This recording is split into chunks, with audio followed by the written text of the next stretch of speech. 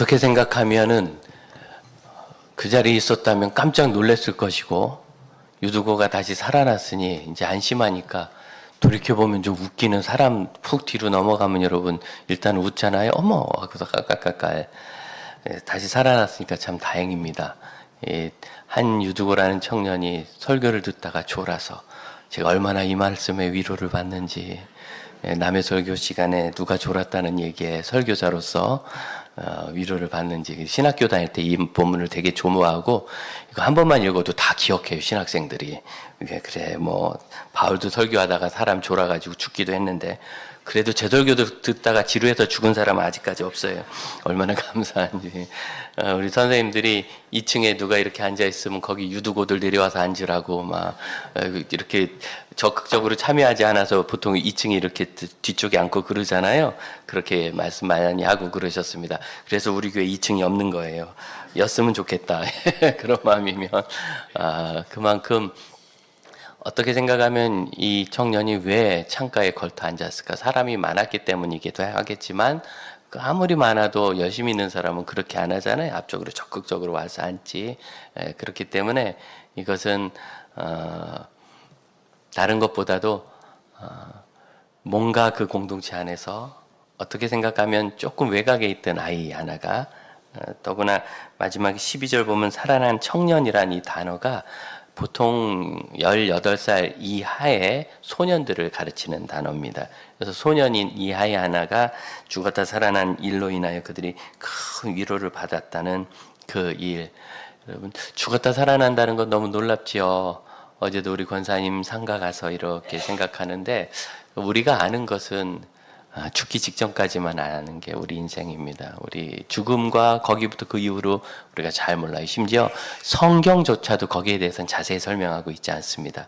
요한계시록에 많은 표현들이 있는데 그 표현들은 대부분 깊은 상징이고, 그것은 이만큼 좋다 비교할 수 없을 만큼 그 뜻이지, 천국이 어떤 곳인지를 구체적으로 가르쳐 주려는 의도가 없어요. 마치 제가 생각하기에는 아무리 얘기해도 너무 격차가 나기 때문에 여러분 상상도 못합니다. 뭐 여기 있는 것과 완전히 다르니까 뭐 그런 뜻인 것 같습니다. 예를 들어서 주님, 그러면 그 고대 시대 계대 혼인 원리에서 여러 남자와 형제들과 차례로 결혼하게 된 그 여인의 진짜 남편은 천국에서 누굽니까? 부활의 때 누굽니까? 그랬더니 여러분이 오해해서 그런데, 부활의 때 천국에는 결혼하는 것 자체가 없습니다. 그럼 이게 무슨 의미입니까? 그럼 결혼 안 한다는 뜻입니까? 한다는 뜻입니까? 결혼 말고 또 다른 관계가 있다는 거죠. 우리가 살면서 가장 깊이 갖는 관계는 부부이죠. 부모 자녀가 사실은 더 친하긴 한데, 근데 부모 자녀는 혈연을 통해서 맺어졌지만 부부는 완전히 다른 핏줄이 아닌 남남인데, 심지어 부모 자녀가 돈 줘도 증여세 내고 상속세 내는데 부부간에는 그런 것이 없잖아요. 그만큼 실질로도 그렇고 사회 규범이 인정하는 가장 깊은 관계가 부부인데, 천국에는 가장 멀다 할 만한 사람도 그것보다 더 친밀한 놀라운 관계가 있다는 거예요. 그것을 우리가 이 세상에서 어떻게 상상할 수 있겠습니까? 그러니 이런 간단한 설명조차도 우리가 이해하기 어려울 만큼 천국은 우리의 인지 밖에 있습니다. 그래서 많은 사람들이 죽음을 두려워하고, 고대의 많은 우상숭배나 토속신앙이 죽음에 관한 두려움에서 생겼고, 그 이집트에 있는 대피라미드 같은 어마어마한 건축물, 정말 말할 수 없이 어마어마한 건축물, 그게요 수천 년 동안 세계에서 제일 높은 건물이었습니다. 그런 것들을 만들어요 지금까지도 멀쩡하게 남아있을 만큼 대단한 것을. 왜? 죽음 이후에 대한 막역함 때문에 그렇습니다. 그러나 우리는 그 죽음을 두려워하지 않는 것이 이 부활한 소년 유두고와 같은 분들 때문이죠. 그는 죽음에서 돌아옴으로 인하여 우리가 내가 살지 못해 죽은 건 아니구나. 우리 주님은 부활하심으로 첫 열매가 되셨잖아요. 그래서 우리가 누구든지 죽더라도 이제는 그 다음 열매로 부활할 것을 기대할 수 있는 사람이에요. 그래서 부활은 현실이고 얼마든지 하나님 안에서 가능하지만 이 땅에 더 있는 것이 목표가 아니기 때문에 그러므로 여러분 죽을 때는 살지 못해 죽는 것 아니요. 또한 사는 것도 죽지 못하고 사는 것이 아니며 우리에게는 삶과 죽음이 가는 하나의 연결된 길로 지금 있는 동안은 삶을 살고 죽음 이후에는 영생을 살아가니 죽음을 두렵지 않은 놀라운 일을 이런 부활 사건이 우리에게 증거하고 있습니다. 특별히 7절에 보면 그 주간의 첫날이라고 이야기하고 있죠. 첫날에 그들이 모여서 예배를 했답니다. 이 첫날은 창조의 첫날, 지금의 주일이죠. 안식일, 토요일, 그 다음 주일. 예수께서 안식 후 첫날에 부활하신 이후에 부활의 날에 초대교회가 모여서 예배하기 시작한 분명한 전환을 여기 이렇게 적고 있습니다. 그러므로 여러 이단들이나 안식의 율법, 안식일의 율법을 주장하는 사람들이 그 그릇되고 거짓된 입을 억지스러운 해석을 닫아야 합니다. 이제는 그 첫날에 모인 그날이 바로 부활의 날이었고, 그래서 이 성경 배경 자체가 부활을 기억하고 부활을 우리에게 전하는 그런 흐름을 가지고 있어요. 유두고의 부활에 대해서 이것이 그들에게 큰 위로가 되었다. 그렇죠. 우리라도 여기 누군가 죽었다 살아난다면 큰 위로가 되지 않겠습니까? 그런데 이 위로라는 단어 12절 마지막 보면 적지 않게 위로를 받았다 이렇게 적고 있는데, 이 적지 않다, 이게 메트론이 아니다라는 그런 단어인데, 이 메트론이라는 단어가 1m, 2m, 3m 같은 측정한다는 그런 뜻입니다. 그러니까 측정할 수 없을 만큼 위로를 받았다. 말할 수 없는 위로를 받았다. 성경이 위로를 받았다라고 그냥 적어도 우리가 그것이 굉장히 의미 있는 위로라고 생각하지 않겠어요? 그런데 이 앞에 가장 큰 부사를 여기 붙인 거예요. 가장 큰, 말할 수 없는, 말로도 할 수 없고 계산도 할 수 없고 재볼 수도 없는 큰 위로를 받았다. 이전에 있었던 나사로의 부활 사건을 생각해 보면 나사로가 죽었다 살아남으로 많은 사람들이 예수를 믿게 됐고, 그래서 대적자들이 나사로까지 죽이려고 했었어요. 그런 큰 영향력이 있습니다, 부활 사건은. 그런데 여기 있는 성도들도 당연히 위로를 받지 않겠어요? 하지만 그럼 이 위로라는 단어가 무엇인가를 우리 좀 생각해야 합니다. 우리는 위로 그러면 늘 하는 대로 뭔가 속상하고 마음 아픈 것을 이렇게 좀 덜어지고 통증을 경감시켜주는 일, 이걸 위로라고 생각하고 그런 걸 받기를 원하죠. 하지만 구약 성경부터 있는 이 히브리어로 나음에 해당되는 파라칼레오라는 단어는 이 보혜사라는 단어가 이 단어입니다. 파라칼레오. 보혜사 성령님이 위로의 성령님, 우리가 찬양도 하고 기도도 하지만 그 위로가 그냥 우리의 상처를 씻기고 고통을 경감시키는 데서 끝나지 않잖아요. 하나님이 하시는 이 나함, 구약의 위로는 그 스펙트럼이 굉장히 넓고 많은 행동들을 포함합니다. 그래서 이 단어는 때때로 회개하다, 후회하다라는 의미로 또 쓰이고, 또 하나님을 향하다라는 것도 있고, 하나님께서 그를 위해서 행하신 수정한 일, 바꿔주셔야 되잖아요. 예를 들어서 내가 내 아내 때문에, 남편 때문에 굉장히 속상하다. 근데 뭐 속상할 때마다 옆에서 그냥 아유 좀 너무 속상해하지 마 하고 상처만 덜어준다고 해결되는 게 없잖아요. 그 남편이 바뀌고 아내가 바뀌고 내가 바뀌면 훨씬 더 큰 위로가 되겠죠. 그것을 포함하는 적극적인 그런 단어입니다. 이 위로는 하나님으로부터 오는 것으로 이 위로를 받은 사람은 서로를 위로할 수도 있게 되는, 11절에 보면 부활한 아이와 함께 그들이 뭘 했느냐면 올라가서 떡을 떼어 먹고 오랫동안 날이 새기까지 서로 이야기했다. 이야기 나눴다. 그리고 그 다음에 떠났다. 이렇게 적고 있죠. 그래서 이게 서로 이야기를 나눴다는 것은 그들에게 있는 위로가 그냥 내 마음이 이제 좀 괜찮아졌어, 이 정도가 아니에요. 제가 한번 이렇게 상상을 해봤어요. 누군가 너무너무 속상해. 그래서 그 고통을 좀 경감시켜줬어요. 그래서 실컷 울기도 하고 그래 뭐 이제 괜찮아. 그러고 가면 괜찮아 하고 가만히 있을 것 같아요. 근데 거기서 그가 소망을 보고 문제 해결을 겪는다면 어떨까요? 적극적으로도 이야기하고 나가지 않겠어요?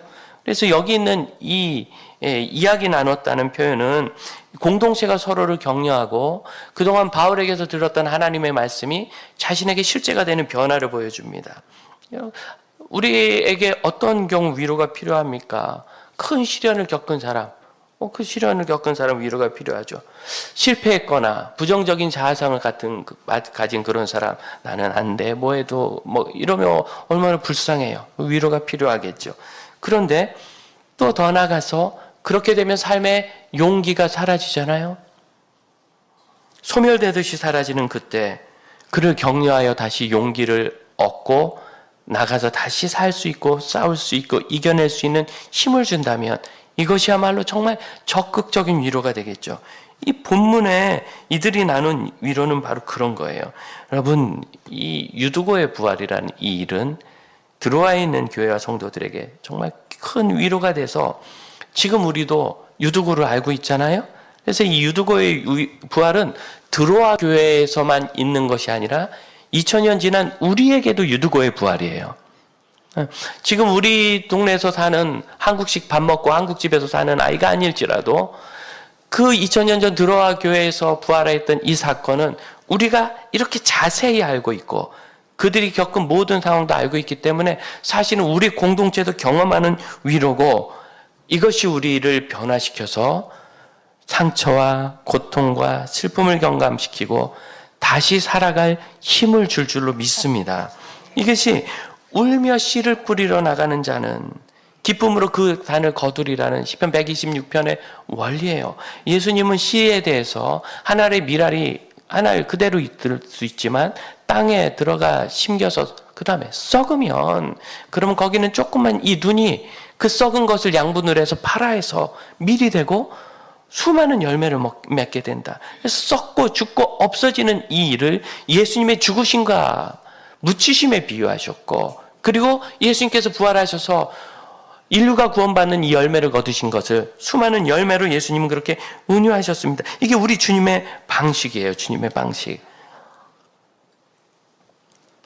예수님은 이 땅에 오실 때도 가장 약한 사람 중에 심지어 머리를 누일 곳이 없는 나그네처럼 오셔서 연약한 아기로 태어나셨습니다. 전 시골에서 짐승들을 쭉 키우면서 그 새끼 낳는 걸 많이 받아봤어요. 그래도 새끼 낳았을 때 제일 귀여운 건 의외로 돼지가 참 귀엽습니다. 코도 촉촉하고 얼마나 귀여운지 모릅니다. 한 번은 겨울에 저희 집 씨돼지가 새끼를 막 13마리를 낳았는데 많이 나요. 저희 집 기록은 19마리였습니다. 13마리 많이 낳았는데 옛날에는 시골에 막 영하 20도씩 내려가잖아요. 도저히 난방이 안 되고 새끼 돼지가 그대로 동사하니까 돼지를 사랑방으로 모셔서 거기서 출산하셨어요, 돼지가. 그래서 그날 제가 한 3시간에 걸쳐서 13마리를 일부 받아서 씻기고, 이제 지푸라기를 씻겨서 옆에 눕히고, 이렇게 하는데, 잠깐 눈 감고 있다가 조금 있으면 떠요, 개들이. 그리고 빡빡빡빡 기어다닙니다. 태어나서 아무것도 못하는 새끼는 사람 애기밖에 없어요. 그런 새끼가. 여러분, 소는 태어나자마자 뛰어다녀요. 사람밖에 없어요, 사람. 잘난 척하고 제일 오래 살면서 철은 제일 늦게 드는 게 사람이라니까요. 기기도 못하고 돌보지 않으면 그 자리에서 죽습니다. 이 아이는 이동도 못해요. 여러분, 이런 연약한 존재로 창조주께서 오셨습니다. 그리고 그분은 십자가를 지셔서 그 지실 때 어쩌면 예수님께는 전생에 와도 다름이 없는 공생의 기간 동안 그렇게 애써서 양육하셨던 제자들로부터 버림을 당하셨고 십자가에서 죽으실 때는 엘리 엘리 라마 사박다니 나의 하나님 어찌하여 나를 버리시나이까 하면서 하나님께로부터 버림을 받으셔서 완전히 버림받고 분리되고 땅에 떨어져 썩는 죽음의 길을 가셨지만 그러나 주님은 부활하심으로 모든 이들에게 생명을 주시는 잠자는 이 죽은 이들의 첫 열매가 되셨습니다. 예수님의 이 방식이 오늘 이 드로아의 위로받은 성도들처럼 저와 여러분에게 위로가 되기를 축복합니다. 이 드로아의 사역 얼마 전에 바울은요 마케도니아에 있었어요. 아마 빌립보였을 겁니다. 에베소에서 사역한 바울이 마케도니아로 갈 때 당연히 드로아를 거쳐서 배를 탔고 그리고 그때 그는 빌립보에서 아마 고린도 성도들에게 보내는 2번째 편지, 그게 아마 4번째나 5번째겠지만 우리에게 전해지는 건 2번째 편지입니다. 여러분 뒤에 보면 로마서, 고린도 전서와 후서가 있습니다. 고린도 후서 1장을 한번 펴보시겠습니까? 고린도 후서 1장 287면에 있는데 1장 8절입니다. 형제들아 우리가 아시아에서 당하는 환난을 너희가 모르기를 원치 아니야. 환난을 당했는데 이걸 꼭 알아야 된다. 힘에 겹도록 심한 고난을 당하여 살 소망까지 끊어졌다. 죽음 같죠. 그래서 정말 우리는 우리 자신이, 구절 같이 읽어볼까요? 우리는 우리 자신이 사형 선고를 받은 줄 알았으니 이는 우리로 자기를 의지하지 말고 오직 죽은 자를 다시 살리시는 하나님만 의지하게 하려 하십니다. 사형 선고를 받은 줄 알았으니, 죽지는 않았지만 죽음 같은 경험을 하고, 이미 바울은 첫 번째 전도 여행에서 루스드라에서 돌을 맞아가지고, 이고니온에서 돌을 맞아가지고 죽어서 성 밖에 죽은 줄 알고 던졌던 사람입니다. 그는 정말 죽음의 강을 건넌 그런 사람이에요. 그럼에도 불구하고 사형 선고를 받기까지 이런 고통을 아시아 지역에서 다시 당했는데, 그 일을 통하여 그는 자기를 의지하지 않고 죽은 자를 다시 살리시는 어떤 하나님입니까? 죽은 자를 다시 살리시는, 부활을 이루시는 하나님, 그 하나님을 의지한다고. 그 하나님을 의지한다고. 그래서 여러분, 환난은 이렇게 위로와 능력을 얻게 되고 그것을 견딤으로 인하여 부활의 사역자가 될 수 있어요. 그 바로 위에 1장 3절을 한번 보시겠어요? 찬송하리로다. 그는 우리 주 예수 그리스도의 하나님이시요 자비 아버지시요 또 어떤 하나님? 모든 위로의 하나님이에요. 부활의 위로가 이렇게 오는 겁니다. 4절, 우리의 모든 환난 중에서, 어디에서? 환난 중에서 우리를 위로하사 우리로 하여금 하나님께 받는 위로로서, 같이 읽어봅시다. 모든 환난 중에 있는 자들을 능히 위로하게 하시는 이시라. 믿습니까? 모든 환난 중에 있는 자들을 위로하게 하기까지. 여러분, 이게 씨가 거두는 열매입니다. 서로를 위로할 수 있게 된 것. 그래서 5절을 보면 그리스도의 고난이 우리에게 넘친 것 같이 우리가 받는 위로도 넘친다. 여러분, 이게 단지 우리 이 시대에 얘기하는 것처럼 공감해주고 이해해주고 그런 컴포트를 넘어서서 이것이 그를 회복하게 해주는, 격려하는 파라칼레오가 될 때 진짜 위로가 되는 거예요. 우리 주님의 위로는 세상이 주는 것과 같지 않아서 아유 그래 어떡해, 그냥 고통을 경감시켜주는 게 아니라, 어느 유명한 상담가가 이야기했듯이 상담은 그를 변화시키는 것이 아니고 고통을 경감해주는 거다. 나머지 일어나는 건 그 스스로 해야 된다. 세상이 줄 수 없는 위로가 바로 그겁니다. 세상은 고통스럽지, 아유 어떻게, 약 발라주고 그냥 통증을 경감시켜주는 그 공감을 가질지 모르지만 어떻게 다시 일으킬 줄은 잘 알지 못해요. 우리가 사실 몰라서 그러는 게 아니라 알아도 능력이 없어서 실천을 못하잖아요. 길을 찾지 못해서 가지 못하잖아요. 그런데 우리의 위로의 성령님은 우리를 곁에서 인도하시는 파라칼레오, 보혜사가 되사 우리를 그렇게 위로해 주시고 이기게 하시는, 그 넓은 스펙트럼의 고통을 기억하고 경감하는 것을 넘어서서 이제 그것을 극복하고 더 큰 능력을 발휘하여 그 이상의 다른 사람에게 위로를 넘치게 하는 사람이 되는 이런 변화가 있다는 걸 믿으시길 바랍니다. 이런 위로함을 받는 자, 그 죽은 자가 살아난 부활 사건, 죽음에서부터 돌아오는 이 일로 인하여 능히 형제를 위로하게 돼서 환난으로부터 위로를 얻은 사람이 형제의 환난에 용기를 주어 부활과 같은 열매를 거두고, 또 내가 겪어온 우리 삶, 이 안에는 고난과 고통과 오해와 실패와 두려움, 이 모든 땅에 묻히는 것 같은, 죽어버리는 것 같은, 썩어버리는 것 같은, 소멸되는 것 같은 인생의 고통에서 눈물로 기쁨의 단을 가지고 돌아오는 시편 126편의 역사가 있음을 믿으시길 바랍니다. 일찍 미국으로 이민 갔다가 거기서 기독교 사역, 기독교 문서 사역을 평생 하고 담임 목사님 은퇴하시면서 본인도 조기 은퇴하셔서 파송을 받고 평신도 장로로 중국 남부에서 선교를 하신 이성 교사님이 미국 교회에 계십니다. 10몇 년을 그렇게 열심히 사역하시고 지금은 이제 나오셨다가도 아직도 그 추방된 선교사님들이 잘 못 들어가실 때, 이분은 워낙 연세도 있고 하니까 별로 그렇게 위험하게 보지 않아요. 다 받아주고 다니면서 사역을 참 잘 하십니다. 또 현지인들에게도 도움이 많이 되고, 기독교가 체제를 전복시키는 종교는 아니니까, 오히려 사도 바울 시대에 로마가 1000년을 평화를 누린 것처럼 나라를 세워가는 신앙이죠. 잘 하는데, 오래전에 이제 그 따님이 MK라고 하죠. 선교사 따님이 잘 커서 직장 생활도 하고 돈도 벌어서 아빠한테 헌금도 하고 어느 날 토요일 아침에 늦잠 좀 자고 아침 먹으러 동네에 빵 하나 사 먹는다고 나갔다 오다가 트럭에 받쳤어요. 이 트럭이 받아버리고 그냥 도망가 버렸어요. 아직도 못 찾았어요. 그래서 저 수풀로 처박혔는데 몇 시간 동안 발견이 안 되다가 4시간이나 지나서 그것을 산책하던 분이 발견해서 식물인간이 돼서 10여 년 지난 지금까지도 큰 차도가 없습니다. 말할 수 없는 고통이죠. 말할 수 없는 고통. 그 사건을 겪게 되었을 때 제가 어찌 위로할 말을 알지 못하는데 그래도 그 어려운 중에 미국 의료제도가 독특한 게 있는데 참 비싸다 하지만 가난한 사람에게 무료예요. 제가 이렇게 해서 이런 삶을 살고 돈이 없습니다. 다 탕감해줬어요. 다른 기금이 들어와서 다 갚아주는 거죠. 그리고 나서 이제는 부부가 같이 중국에 있을 수 없으니 교대로 다니면서 교대로 아내와 남편이 교대로 다니면서 주로 남편이 많이 다니지만 딸을 돌보고 그 일을 지금까지 하십니다. 욥의 고백이 우리에게 위로가 되죠. 다윗의 고백도 좋지만 다윗도 욥만큼은 아니지만 깊은 인생의 고통의 강을 건너지 않았습니까?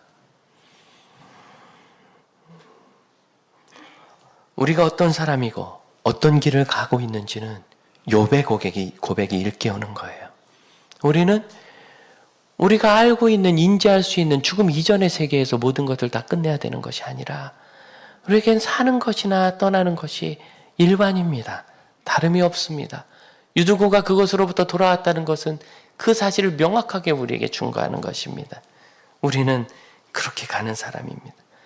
울며 씨를 뿌리러 나가는 자는 정녕 기쁨으로 그 단을 가지고 돌아오리라는 이 시편 126편의 말씀은 이스라엘이 바벨론으로 포로로 잡혀갔다 돌아온 이후에 그 일을 노래하는 찬양의 성전에 올라가면서 그 나라가 완전히 쑥대밭이 됐죠. 수도가 다 망하고 성전이 다 없어지고 그리고 이 왕은 이스라엘의 모든 지도층들을 다 잡아가고 이방인들을 거기 와서 살게 함으로 그냥 나라를 민족적으로도 없애버렸어요. 그럼에도 불구하고 30-40년 만에 포로 귀환이 시작되고 100년이 지났을 때는 성전뿐만 아니라 예루살렘 성벽까지 느헤미야에 의해서 완성이 되고 그들이 다시 나라를 시작하는 역사에 없는 기적을 이루었습니다. 지금도 그런 기적의 삶을 그들은 살고 있고 그때 그들이 성전을 바라보면서 이 노래를 부를 때 여호와께서 시온의 포로를 돌려보낼 때 우리는 너무너무 기뻤다. 꿈꾸는 것 같았다. 그때 우리의 입에는 웃음이 찼었고 우리 혀는 찬양으로 가득했다. 여호와께서 우리를 큰 은혜를 베풀어 주심으로 우리는 기쁘도다. 여호와여 이 포로를 남방의 시내가 돌아오는 것처럼 돌아오게 하옵소서. 그리고 울며 씨를 뿌리러 나가는 자는 정녕 반드시 기쁨으로 가지고 돌아오리라. 때때로 우리의 일이나 우리의 자녀나 우리의 가족이 우리의 삶이 포로로 끌려가 소멸되는 것처럼 사라져 보일 때 여러분 오늘 이 유두고의 부활이 여러분에게 위로가 되시기를 바랍니다. 그 일을 우리가 지난 후에는 다른 일을 위로할 수 있는 위로의 능력을 얻게 될 겁니다. 예, 목사님 저도 그러면 좋겠어요 하신다면 그 일을 믿으실 수도 있습니다. 이런 부활을 경험하면 우리의 관점이 새로워져요.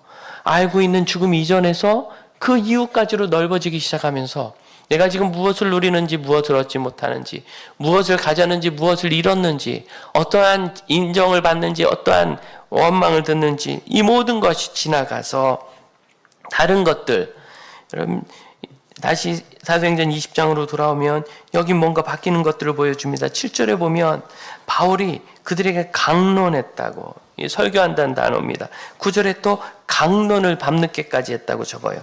그런데 그들이 살아난 다음에 11절에서는 그들이 날이 새기까지 이야기를 했다 이렇게 적고 있습니다. 이제 강론한다는 단어는 논리적으로 설명하여 설득한다는 건데 여기 이야기한다는 단어 호밀레오는 원래 이 호밀로스가 큰 군중을 나타내는 말입니다. 무리. 그래서 이것은 군중이 서로 막 대화할 때 쓰는 단어예요. 예수님께서 부활하신 것을 아직 모르는데 두 사람도 알 수 있어요. 두 사람의 제자는 예루살렘에서 엠마오를 향하여 내려가면서 근심과 슬픔에 쌓여서 서로 대화를 했습니다. 호밀레스 했어요. 그때 예수님이 나타나신 거예요. 이런 어떤 주제를 가지고 대화를 나누는 것입니다. 이 헬라어 본문에서 10절부터 11절까지는 바울을 주제로 해서 계속 본문을 이어가요. 그래서 바울이 내려가서 그 위에 엎드렸고, 그 다음에 사람들에게 떠들지 말라고 말했고, 그 다음에 올라갔고, 떡을 떼어 먹었고, 날이 새기까지 얘기했다. 이렇게 바울로 해서 그런 분사와 동사들이 이어지는데, 바울 중심의 표현이지만 단어를 호밀레스로 씀으로 인하여 누가는 분명히 성령께서 누가를 통하여 사도 바울이 했던 설교가 이제는 성도들의 나눔으로, 설교에서 나눔으로, 설교에서 대화로 바뀌는 것을 보여줍니다. 언제든지 여러분, 우리가 그 살아난 청년을 보았을 때 우리가 정말 좋아하고 사랑하는 것이 무엇인지 발견되기를 축복합니다. 우리 사랑하는 이성 교사님의 고통도 공동체가 그를 끝까지 믿어주고, 그리고 끝까지 사역을 할 수 있도록 도왔고, 곁에 함께 있어 주었기 때문에 이겨나가죠. 그런 것이 바로 교회인 거예요. 그래서 부활의 신앙을 가지면 우리의 관점이 어떤 일을 이루는가에서 더 넘어서서 그 일을 이루는 우리의 이웃들과 설사 이루지 못하더라도 하나님이 한 몸으로 주신 내 공동체를 보게 되는 겁니다. 여러분 교회를 정말 좋아하고 사랑하시잖아요. 왜 그런 일이 생기죠? 부활의 신앙이 우리에게 있기 때문이에요. 저도 중학교 3학년 때 예수 믿고 나서 점점 교회 공동체 안으로 들어가서는 정말 365일 중에 365일 동안 교회를 간 것 같아요. 설날도 가고, 설날도 문장 여는데 혼자 가서 추하다 오고 그랬어요. 너무 좋아서 학교 가다 들리고 오다 들리고, 어느 날은 결단하고 40일씩 작정하고 3시간씩 4시간씩 오다가 들려 기도도 하고, 가서 청소하고, 거기서 내 친구를 전도하고, 거기서 내가 맡은 주일학교 아이들을 가르치고, 그 아이들을 또 만나서 상담하고, 거기서 여러분 그렇지 않습니까? 보세요. 골프에 한번 빠지면 텔레비전도 맨날 골프만 봐요. 골프장을, 연습장을 매일 가고, 운동하는 사람 피트니스 클럽을 빠지지 않고 매일 가요. 그럼 게임을 좋아하는 청소년들은 하루 종일 게임하는 생각만 해요. 사실은 우리가 좋아하는 것들을 그렇게 매일 가서 보지 않습니까? 그래서 우리 교회에서도 보면 목사님보다 교회를 더 자주 오는 자매들이 있고요. 형제들도 있어요. 왜 그런 일이 있죠? 우리가 부활의 신앙을 갖기 시작하면 우리의 삶 여기에 머물지 않아요. 이웃을 보고 공동체를 보게 되는 거예요. 유두고를 보고, 유두고의 부모를 보고, 유두고의 주변 사람들과 서로를 바라보며, 이제는 내가 들었던 말씀, 이제는 내가 알았던 그 일을 서로 나누기 시작하는 겁니다. 거기서 내 삶이 완전해지기 때문입니다. 여러분, 저는 여러분이 더 성장하고 성숙하고 영생의 관점을 가져서 365일 중에 363일 정도 교회 오는 사람이길 바랍니다. 그리고 많은 분들이 지금까지 그렇게 살아오셨지요. 우리는 예배 드릴 때, 기도할 때 잠깐 왔다 가기에는 우리의 삶이 너무 아까워요. 드로아라는 이 도시요, 사도 바울이 유럽 선교를 꿈꾸는 2차 선교 여행, 그가 꿈꾼 게 아니죠. 아시아에서 전도를 하려고 하다 드로아 항구로 갔는데, 바울이 거기 꽤 오래 머문 것 같은데, 여러 날을. 근데 드로아는 들려서 배 타고 간 것밖에는 성경에 나온 게 없어요. 돌아올 때는 바울은 드로아 들리지 않고 배 타고 그냥 예루살렘으로 가버렸습니다. 두 번째 선교여행 때도 바울은 에베소에서 고린도를 향해 갈 때 마게도니아, 아마 빌립보를 거쳐가면 당연히 드로아에서 배를 탔을 겁니다. 적지도 않아요. 돌아올 때 또 드로아 들릴 계획이 없었어요. 배 타고 가려고 했으나 지난주에 우리가 말씀 나눴듯이 유대인들이 그를 죽이려 하는 흉계를 알고 돌아가느라고 드로아를 들린 거예요. 어떻게 생각하면 드로아는 꽤 큰 도시거든요. 인구 10만에. 유명한 항구 도시입니다. 동로마야 제국의 수도가 될 뻔했던, 그 대신 콘스탄티노플이 됐지만 그런 도시입니다.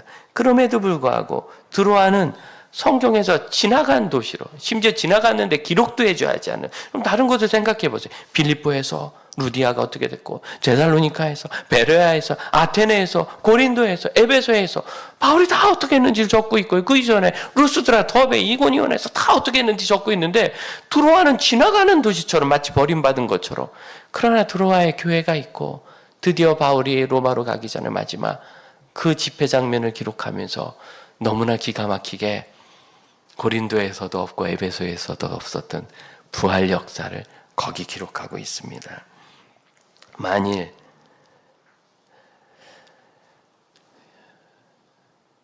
드로아가 그런 도시라면 꼭 저와 여러분 같은 것 같아요.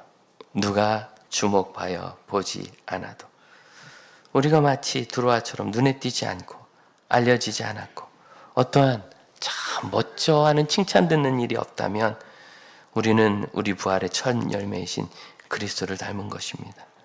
성경에 그는 주 앞에서 삐쭉 삐져나온 뿌리처럼 마른 가지였다. 좋아할 만한, 흠모할 만한 아름다운 것이 없는 분이었다.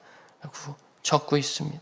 만일 우리가 멸시를 받고 우습게 여김 당하고 고통과 질고가 마치 친구처럼 익숙해져 있다면 여러분 정말 예수님을 닮은 것입니다. 그는 멸시를 당해 사람들에게 버림받았고 간과 질고를 많이 겪었고 그의 얼굴을 가려버리는 것처럼 멸시를 당했고 심지어 우리조차도 그를 귀히 여기지 않았다고.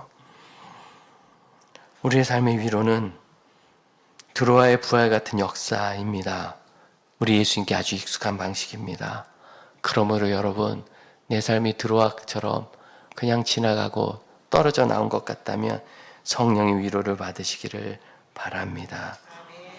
성령이 주시는 권면을 받아서 그 부활이 실제가 될 때 이 위로가 삶의 고통에 대한 것만이 아니라 우리가 나아갈 방향에 대한 하나님의 역사에 대한 것이 되며 무엇보다도 우리가 그 고난을 이김으로 하나님이 주시는 영생의 평안함으로 그리고 그 영생의 삶을 살아가는 참된 위로로 가득한 믿음의 사람들이시기를 바랍니다.